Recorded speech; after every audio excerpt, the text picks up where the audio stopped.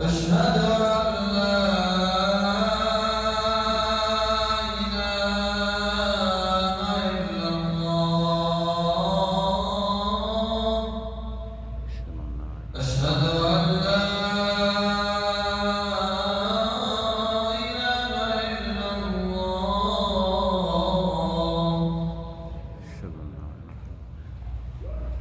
أشهد أن محمدا رسول الله. أشهد أن محمدا رسول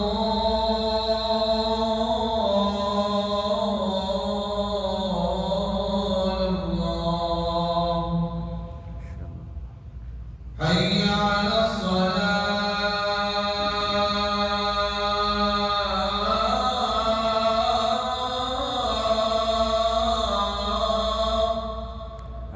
حي على الصلاة.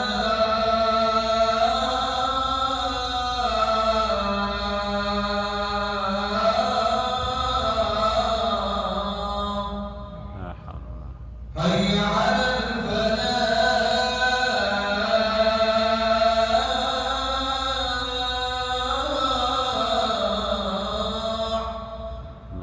حي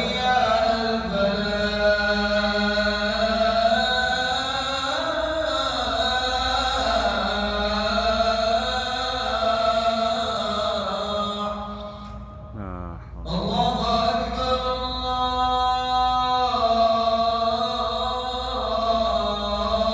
أكبر. لا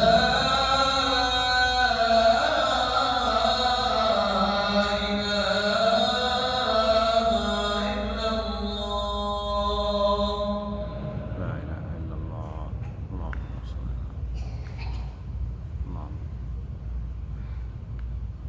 اللهم رب هذه الصلاة محمد سيدنا.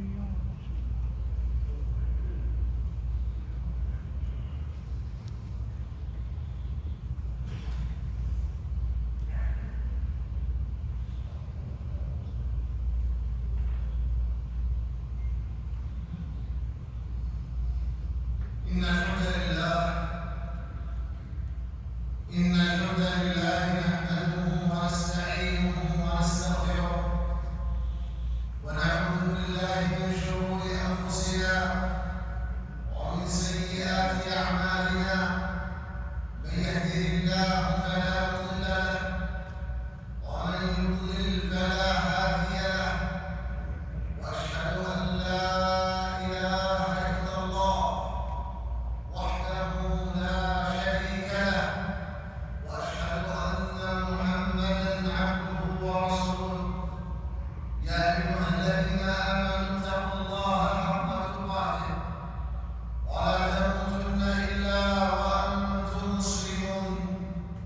يا أيها الناس اتقوا ربكم الذي خلقكم من نفس واحدة وخلق منها زوجها وبث منهما رجالا كثيرا ونساء. واتقوا الله الذي تساءلون به والأرحام إن الله كان عليكم رقيبا.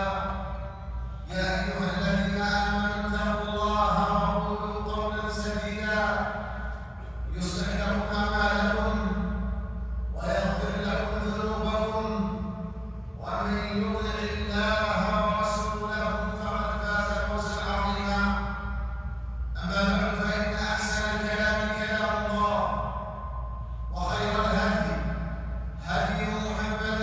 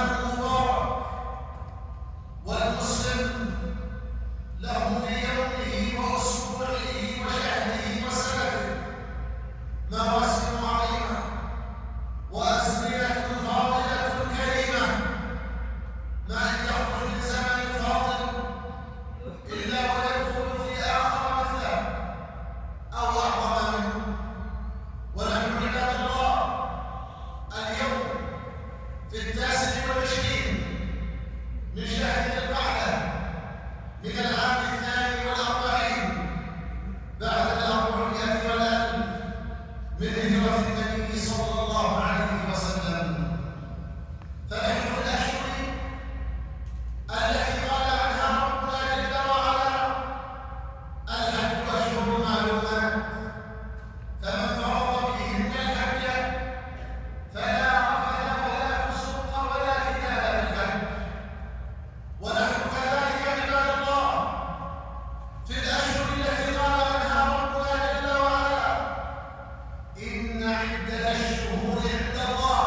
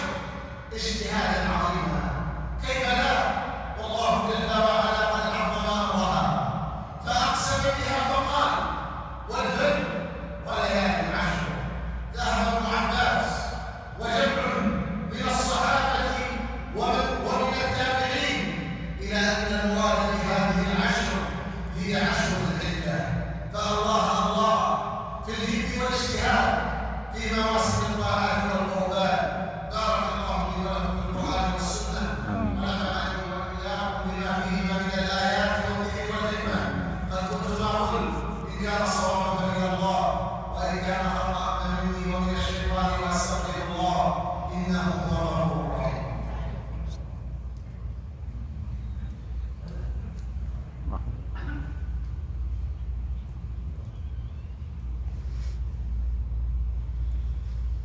إن الحمد لله نحمده ونستعينه ونستغفره ونعوذ بالله من شرور أنفسنا ومن سيئات أعمالنا. من يهده الله فلا مضل له ومن يضلل فلا هادي له. وأشهد أن لا إله إلا الله وحده لا شريك له وأشهد أن محمدا عبده ورسوله صلى الله عليه وعلى آله وصحبه وسلم تسليما كثيرا إلى يوم الدين. أما بعد فاتقوا الله عباد الله أيها المؤمنون. في حديث رسول الله صلى الله عليه وسلم المخرج في البخاري وعند أبي داود وغيره أنه قال: ما من أيام العمل الصالح فيهن أحب إلى الله من هذه الأيام، يعني أيام عهد الحجة. قال الصحابة رضي الله عنهم: وقد تقرر عندهم أن الجهاد في سبيل الله جل وعلا من أعظم الطاعات وأجل القربات. قالوا: ولا الجهاد في سبيل الله يا رسول الله؟ قال عليه الصلاة والسلام: ولا الجهاد إلا رجل خرج بنفسه وماله ولم يرجع من ذلك بشيء. ما أعظم فضل الله جل وعلا علينا عباد الله. تأملوا في ذلك الرجل الذي خرج مجاهدا في سبيل الله بنفسه وماله، ثم رجعت نفسه دون ماله أو رجع ماله دون نفسه. العمل الصالح في هذه الأيام، أيام عشر الحجة، أفضل من هذا الذي جاهد بنفسه وماله ورجعت نفسه دون ماله أو رجع ماله دون نفسه.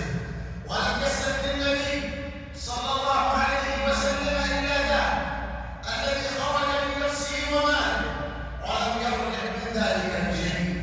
فليحرص المسلم على فعل الصالحات، على فعل الطاعات، على فعل القربات، وأعظم ذلك وأجله وأكبره توحيد الله تبارك وتعالى واتباع سنة النبي صلى الله عليه وسلم. وهذان الأمران هما مقتضى شهادة أن لا إله إلا الله وأن محمدا رسول الله.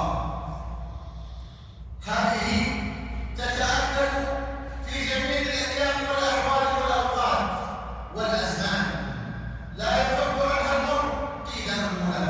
كذلك عباد الله من الأعمال الصالحة أن يحافظ على هذه الصلوات الخمس حيث ينال لها ويقيم أركانها وشروطها وواجباتها وسننها. كذلك يتقرب إلى الله جل وعلا بالصلاة كالسنن الراتبة والضحى، ويقوم ما تيسر له من الليل ولا ينسى الوتر. من الأعمال الصالحة عباد الله الزكاة، فإن كان عنده مال زكوي وحال عليه الحول وبلغ النصاب فليتق الله جل وعلا وليؤدي حق الله تبارك وتعالى. كذلك الصدقة التطوع، فإنها من الأمور التي رغب فيها الشاكر الحكيم، والمؤمن تحت ظل صدقته في الآخرة. فليحرص المرء على أن يتصدق ولو بشيء يسير، فإن النبي صلى الله عليه وسلم قال: اتقوا النار ولو بشق تمرة. نعم معاشر المسلمين، من الأمور والأعمال الصالحة الصيام، فيتقرب العبد إلى الله جل وعلا بصيام ما تيسر من هذه الأيام، ويتأكد الأمر ويقوم استحباب صيام يوم عرفة بغير الحاج، فإن النبي صلى الله عليه وسلم قد أخبر أنه يكفر سنة ماضية وسنة مستقبلة، ويكثر إن استطاع من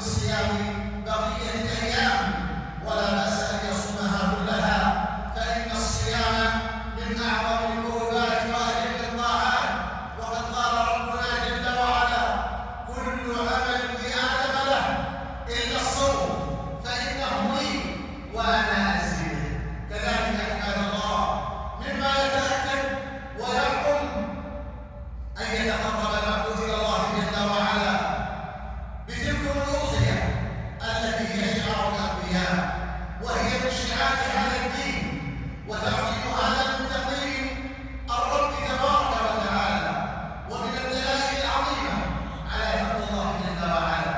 وقد أخبر النبي صلى الله عليه وسلم أن من أراد أن يضحي فليمسك عن أخذ شيء من شعره أو ظفره منذ أن يخرج هلال شهر الحجة.